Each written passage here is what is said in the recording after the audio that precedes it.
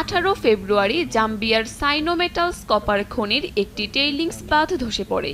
এতে 5 কোটি লিটার বিষাক্ত রাসায়নিক বর্জ্য দেশটির গুরুত্বপূর্ণ কাফুয়ে নদীতে প্রবাহিত হয়। বিশেষজ্ঞরা জানান এতে অ্যাসিড, ভারী ধাতু ও অন্যান্য ক্ষতিকর উপাদান ছিল। দ্রুততম সময়ে এর প্রভাব স্পষ্ট হওয়া শুরু করে। নদীতে মাছ মরে যেতে থাকে। মারাত্মক ক্ষতির মুখে পড়ে নদীর আশপাশের জমির ফসল। এছাড়া আশপাশের অন্যান্য জলাশয়ে চুন মিশ্রিত এসব পানি ঢুকে পড়লে সেখানেও মাছ মরতে শুরু করে।